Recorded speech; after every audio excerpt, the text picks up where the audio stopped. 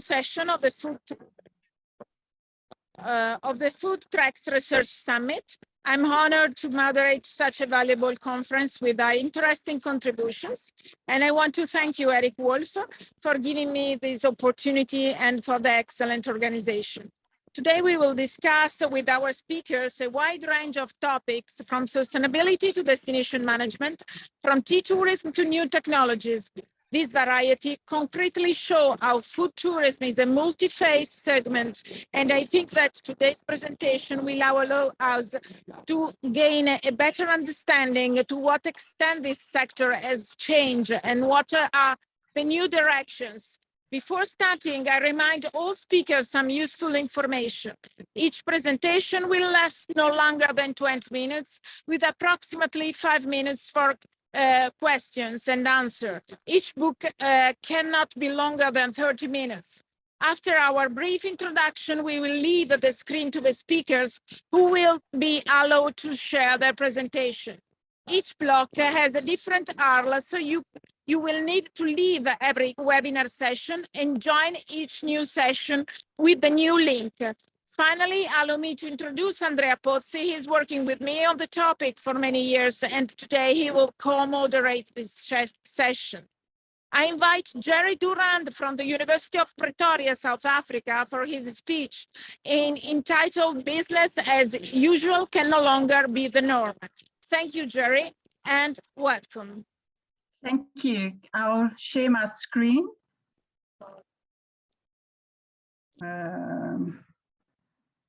Sorry, I'm not too sure.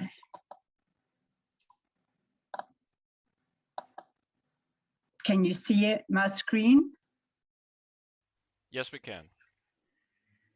Okay.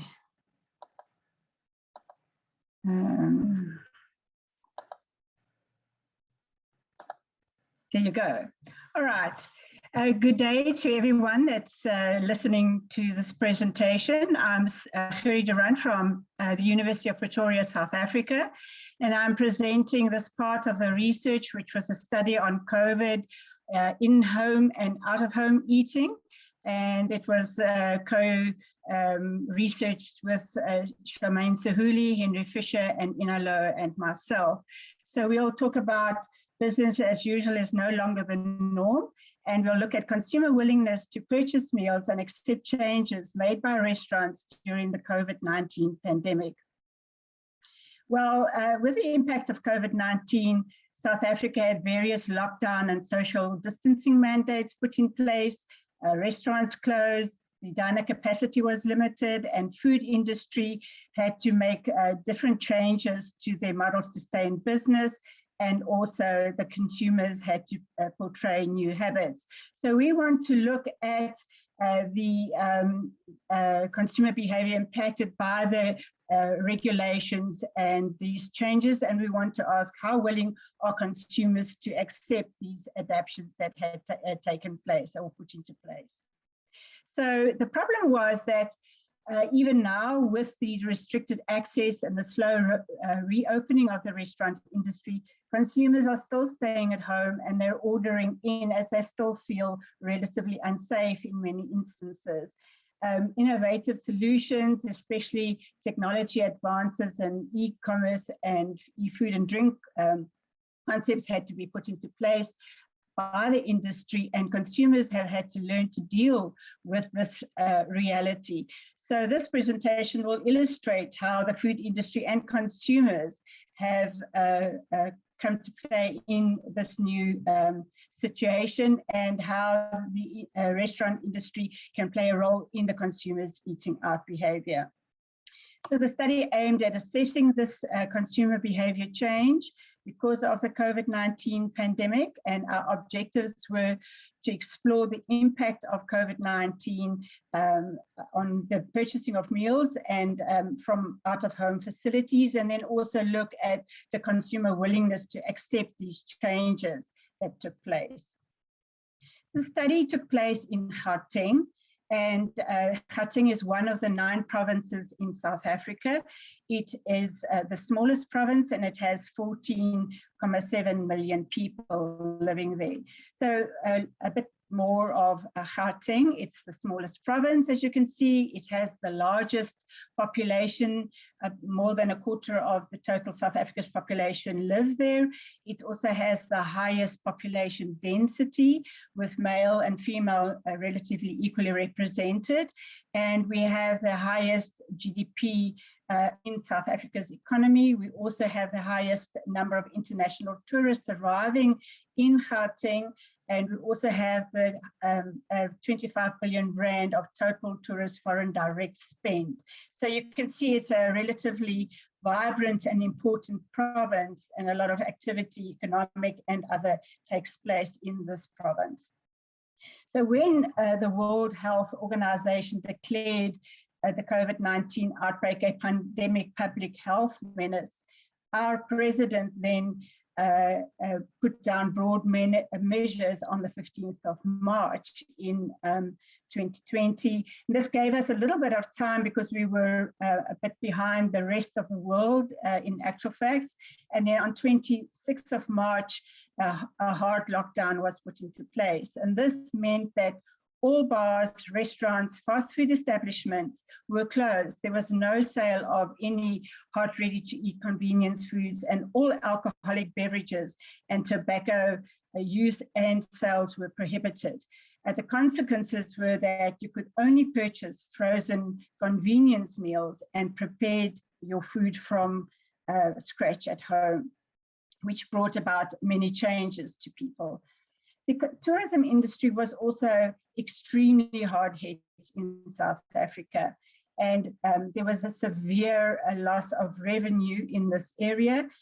Our Bureau of Economic Research put out a report in September of this year where they showed how much the GDP had shrunk from 7.2 to 2.9 in 2020.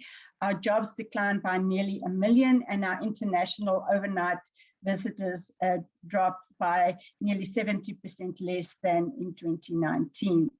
So here you can see on the screen the knock-on effects from this report as they are portraying the effects of loss in tourism expenditure, where the trips had decreased tremendously, both internationally and domestically, and that the contribution to the GDP was nearly 5% less, and that our a number of travelers were nearly, or the number of jobs was nearly 1 million less. COVID also had an influence on the out-of-home consumption, and eating is quite a popular activity in South Africa, with nearly 4 billion rand being spent on meals consumed out of home. So with the initial lockdown, meals were consumed at home, all the restaurants were closed, and as lockdown eased, we found that first of all, fast food home deliveries were permitted. Then was level 3, the restaurants were allowed to be open, but they did not allow any customers on site. And this angered the industry tremendously, because you can imagine what the financial implication of this would be, and also in terms of job losses. So after numerous interventions for stakeholders in the industry, restaurants were finally allowed to operate, but they still had restricted number of sit-down customers, and of course the lockdown hours that were allowed restricted when they could serve meals and until what time in the evening. So the question is, once lockdown is lifted totally, how is this new normal going to change or going to cope with the changed eating patterns? Will the eating patterns have changed, and will people go back to what they did before? There are still numerous safety concerns, both from the industry side and from the consumer side. And there's a tremendous amount of economic uncertainty as people have reduced incomes, many have lost their jobs, and the industry itself is struggling to meet all the financial demands that have been placed on them because of COVID-19. So the hospitality was also really severely hit, and shops were shuttered, the doors were closed, there was no travel, and that happened all over the world, but it also happened here in South Africa to an extreme extent. So we found that 1.6 million job losses occurred mostly in the hospitality industry. And this is really important, where about 4.5 of our South African workforce is employed in this industry. Our Restaurant Association of South Africa, RASA, has just reported that a third of our local restaurants have already closed shop, with 70% of the staff being retrenched. And you can imagine what an effect this has on life in South Africa. It also has a supply chain knock-on effect, for example, with your providers, your other services that are providing services to or in the hospitality industry, as all of us are then reliant on tourism, whether it is domestic or international. So just to give you an example, in January of 2019, the sale of food in South Africa contributed 4.7 billion rand to the economy, which now was severely impacted. The sale of food still occurred, but it occurred more from a retail side and not from a service side. So the recovery and the reopening plans meant that new measures and requirements had to be put into place in terms of safety. And the industry also had to deal with the alcohol ban that we've had in South Africa, which has really impacted the wine industry in South Africa, which is an important industry, severely. The staff retrenchments that took place has impacted the amount of money people have to spend. Staff have to be retrained in terms of safety procedures, and then also the extra expense of the personal protection equipment and sanitizers. So with everything, there's always a glimmer of hope. And when there's a challenge, people will come with some kind of solution. And we found that the restaurants that offer a high intake product came with a high intake out idea to generate some income and also to keep their staff employed. So we found that various chefs put tasting menus out there or take out styles that during lockdown, they delivered a high value comfort food. They did this personally. And then two of our top restaurants, the Test Kitchen and Wolfgat, came with high-end meal kits. And Wolfgat has just won the Best Restaurant in Africa award, and it's also on the list of the world's 50 best restaurants. So they didn't go and sit down and just close shop. They really tried to come up with some kind of solution. We also found that in the fast food and the franchises area, there were ghost kitchens and dark kitchens that came in place, that they had to cut costs, they had smaller footprints, they had to look at their customer buying relationships. So the hospitality came with their own initiatives, and the chefs also grouped together, and they formed a group which was called Chefs with Compassion, where they opened kitchens or used existing kitchens, and they provided food to people that had no food or income or had lost their jobs, to provide some kind of food security, and then also to provide job opportunities. So our food franchises had to come and with some kind of solution, and they had to use new technology to streamline their operations. They had to make sure that they had an established database of customers so that they could reach out to these people with an app that enabled them connect, and that was working properly. They also had to think of looking at hybrid menus that would travel better and would appeal to customers and give better customer satisfaction. And they also had to look at an alternative service model, which is more online and digital. Now, with all of these changes, many businesses were caught off guard. They weren't prepared for this. They didn't know how to handle the situation. There was a lot of lack of adoption of e-commerce, specifically in the more high-end restaurant area. So the fast food restaurants did have some e-commerce capability, but many of the sit-down restaurants and some of the more family type of restaurants, they were struggling, and they were struggling because they didn't have the e-commerce capacity, and they did not have the financial capacity to really sit down with such a big challenge as COVID brought about. So they had to bolster their turnover, embrace the technology, and look at how could they build their brand equity. And that meant that they had to do collaboration amongst the industry itself and help one another and not work against one another. So there was a lot of innovation, integration of e-commerce and business that had to be built into the business models. And one of the things was, how do we fix this financially? What are our financing solutions? How can we offer a seamless online delivery? That also meant collaboration between the delivery services and the restaurant and fast food services themselves, and also look at innovative social distancing measures that could be implemented so that they could serve the clients as in a safe manner. So in this study, like I said, we did the out-of-home eating. It also included in-home eating, which I'm not reporting here today.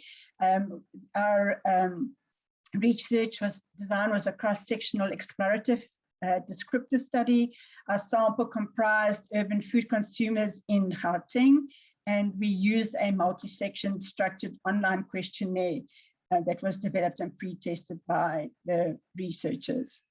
So the survey was complied of the out-of-home food consumption. The questionnaire covered the changes in frequency of out-of-home food consumption, what type of food they were eating, were they willing to purchase meals from out-of-home facilities, and were they willing to accept the changes in the out-of-home dining. So the data was collected with a self-administered online questionnaire where we used FoodTreX software.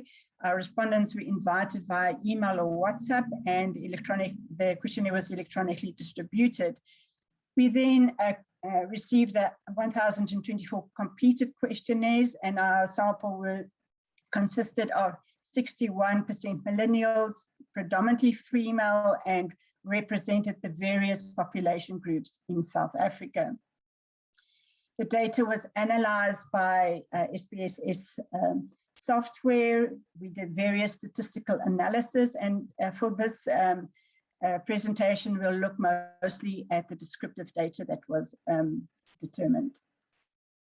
All right, so the results, if we look at the frequency out of home consumption, we found that the consumers changed many of their habits, specifically of where they got their meals, and they were forced to do that because they did not have an alternative. Everything was closed, or they weren't allowed to go and eat out or go to restaurants. So pre-COVID, out-of-home meals, 44.3% of the respondents ate out or used some kind of out-of-home meal twice a week, whereas during lockdown, this went down to 60% of the respondents consuming it less than once a week.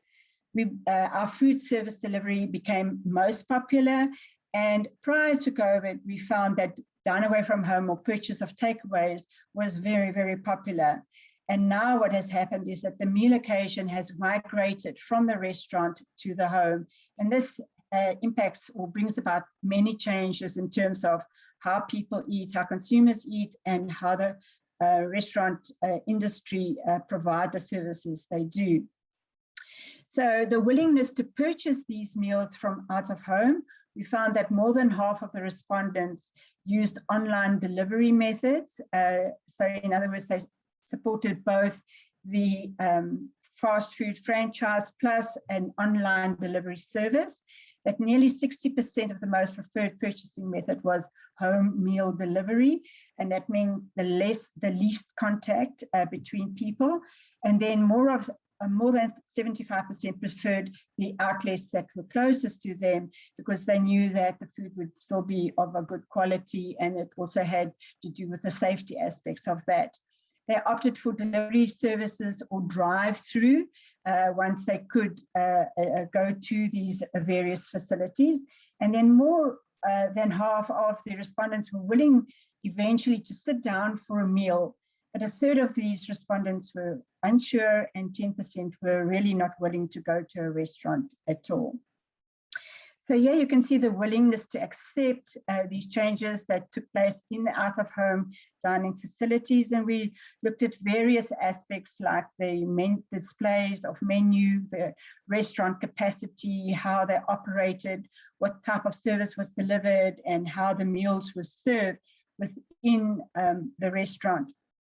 And here you can see the various changes in menu display, meal presentation, patrons allowed, and the personal contact details that had to be collected to trace any people coming. So more than 70% of our respondents were willing to accept an alternative means of menu display and restricted numbers. They didn't have any qualms with that, but they were not comfortable with pre-portioned meals, and only 20% were willing to accept the different changes. Other changes received 50 or less willingness of acceptance. So you can see that although some of the aspects they were quite willing to accept, the others they are still undecided, or the acceptance level is less than 50%. So here we can see that from the study that understanding consumers' evolving behavior will be to an advantage for both the industry and academia per se, so that a better development of any policy making and legislation, if that is required, can take place. The design and implementation of proactive active strategies to improve these operations and service deliveries is also one of the advantages, so that one can think ahead and not be caught unaware again, like it happened in this case. Our consumer change behavior also brought new business practices, which were for the better, because I think the industry is much more digitally developed and aware now than what they were before. And I think that what also happened is that the restaurant industry, where they often don't keep their records up to date, now discovered how important it is to have all of this information up to date, so that they can have access to that.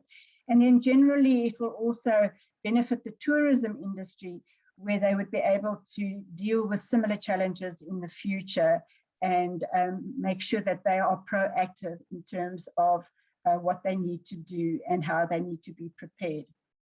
So these are just some of the references that were used, and I thank you if there are any questions that can be asked. Thank you very much, Gerrie, for your presentation. Very interesting. I ask also panelists if they have any question for Gerrie about her speech. Or may I ask? You can ask a question. Okay, thank you very much. I don't want to take some time from the others, but I'm very interested. And it's just a curiosity, because you investigated how the behaviors of people have changed. But do you think that these new habits will remain as strong in future as today, or they will return to a sort of normality pre-COVID in terms of dining out? I know that you don't investigate properly this fact in your study, but I would like to hear from you your opinion about it, because the situation will be different in each country. That's true. I think we are already seeing, we are now in level lockdown 1, which is the lowest level we can, and we are already seeing a bigger return of people eating out and going to restaurants and so on. But we still all have to wear masks in South Africa. And there's still quite a lot of you have to have your temperature taken when you go in, and you also have to say where you come from so that they can trace you for any restaurant attendance and so on. This puts people off a bit. People aren't always willing to do that. And then I think the safety aspect, that people are willing to eat outside. And luckily in South Africa, we have a lot of outside facilities for many of our restaurants. So that makes it easier for them to do that. But one of the other things is the financial restrictions. People have really lost income, and they don't have as much money to eat out as often as what they did before. So I think what will happen, and this is my own personal feeling, is that takeout food and fast food will probably grow even more, but the restaurants are going to suffer, you know, in the long run. Okay, thank you very much, Gerrie. Yes, I think that also in Italy the situation is the same and will be the same, because the pandemic has impacted very, very much on restaurants and also on people's income. So people would like to go outside, but of course, with fewer income, it's difficult. And let's see what happens, of course, in the future. Okay, we are ending this first session. I would like also to thank you again, Gerrie, for your presentation. And let's, in a couple of minutes, with the new session with the second speakers. Thank you very much to all of you and also attendees. Thank you very, very much, Andrea.